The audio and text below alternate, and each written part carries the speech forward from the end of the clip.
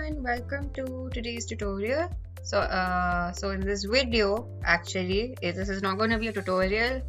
So excuse the word tutorial that I just used. I'm so used to saying that word. So in this video, I will be showing you how you can actually use different elements to make graphics for your social media, right? So as a graphic designer, as I had also mentioned in my previous videos, that it's really important to have all your work put up on social media such as Instagram, Facebook, LinkedIn, and probably even have your own website, or probably have your own portfolio up on Behance or Dribble as well, right? So that's a different thing. But for example, you're going to focus on making a graphic specifically for a social media page, right? So for an Instagram or for Facebook or LinkedIn as well. So there are a few criteria that you have to remember while making your graphic, right? So the first one being high resolution photos. And as an example, I've used these two images as well. So it's highly important that when you are making a post, you either download high resolution images from dependable websites, or even better, if possible, click your own photos from a professional camera such as those really big fancy DSLRs, or probably even from your phone. But in case if you're not very good at clicking photographs as well, you could even hire a professional photographer, provided you are willing to pay for it as well. So that's the thing. So you have to use high resolution photos, because if you use a photo with lesser resolution photos, then it's not going to look too great, and in case if you enlarge it, it's going to become too blurry or even pixelated, and it's going to look very unprofessional on your page as well. So even if you are downloading any high resolution photos, it's highly important that you make sure that it's not copyrighted as well, right? So in case if someone's already has put their marks, like you must have seen that some photographers or some websites, they'll put their logo or they'll put their name somewhere on the image as well. So don't do that. Don't use any image that's copyrighted, because if you do it, there's a high chance that you might you will get into trouble. So it's best is that you design your own graphic in Illustrator or Photoshop, or you click your own photos, or plan C would be getting in touch with that person or that brand who have posted that photo, and you get their permission to use that photo as well, right? So that's one thing. And another thing you also have to see is that before you post any graphic, you also have to see for which platform you are going to be posting it for. Usually for Instagram and Facebook, there is a certain layout and certain dimension you have to follow. So it's usually posted in a really big square format. Usually it's 1000 by 1000 pixels. I mean, that's what I usually use. But for Pinterest, it's always vertical.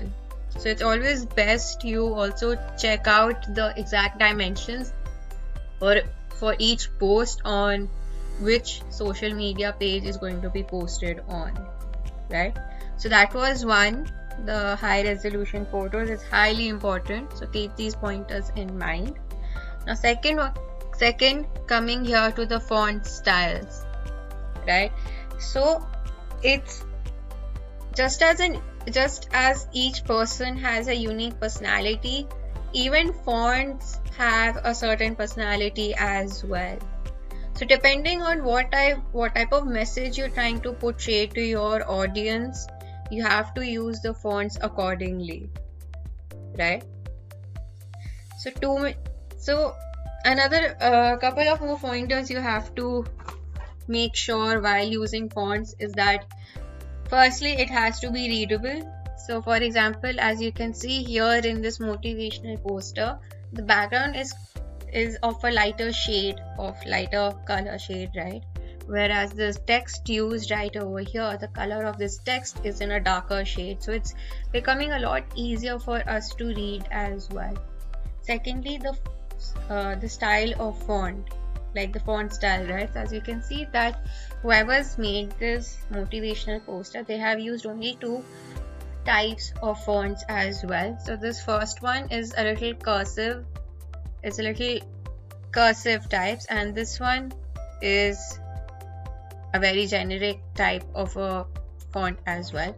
So when you are designing your own graphic, it's highly important that you use either max to max 3 fonts in one post max. Otherwise, if you play around with a little too many fonts, then again it's going to look very sloppy and very unprofessional as well. Okay, now coming to the next third one, images which have a text, right? So this is something very similar to the previous one, which was the font style. So what this means is that images with, you have a certain image and you want to add text as well. So you have to make sure that both the text and the image are balancing each other. They are both in harmony, right? So as you can see right here, even though they've done, like, this poster is in a very simple way and it's depicted really beautifully. So this is one thing, and you also have to see that over here, like all the basic alignment, what type of colors to use in each text, and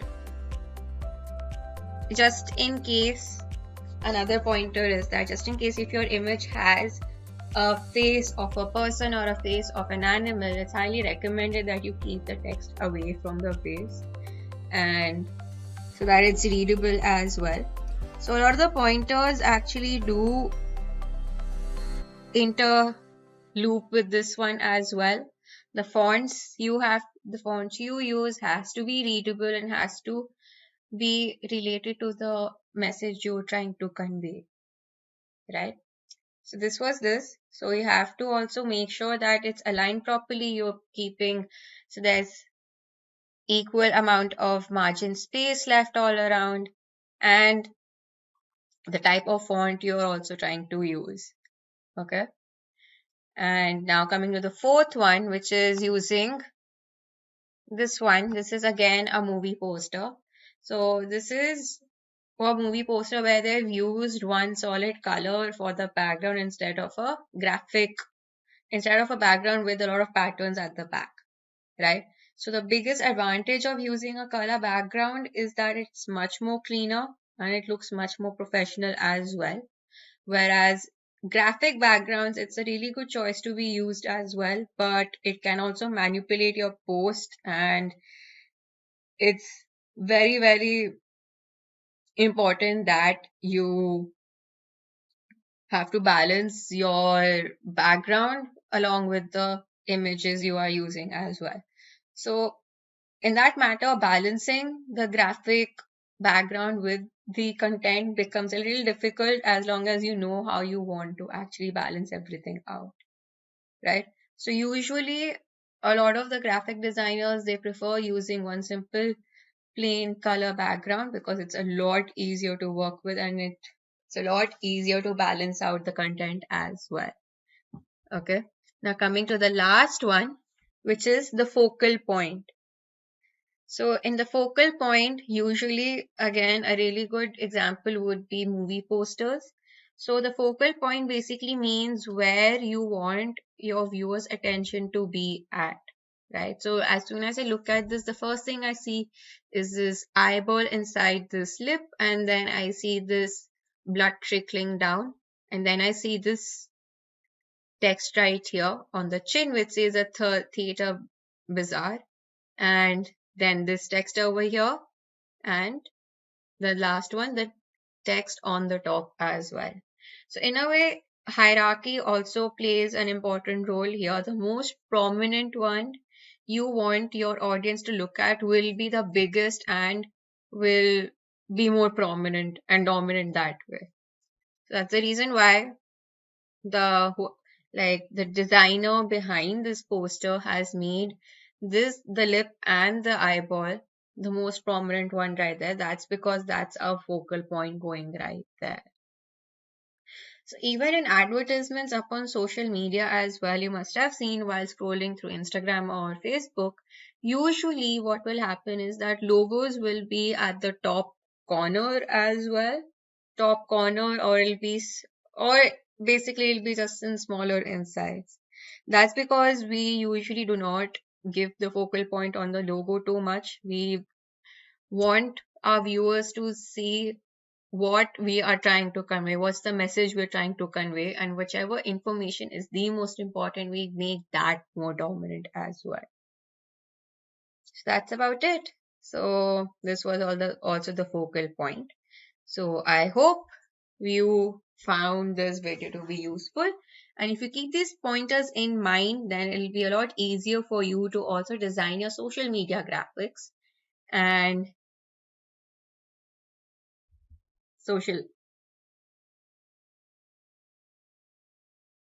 social media graphics and be very professional with your designs as well. So thank you for watching and stay tuned for more.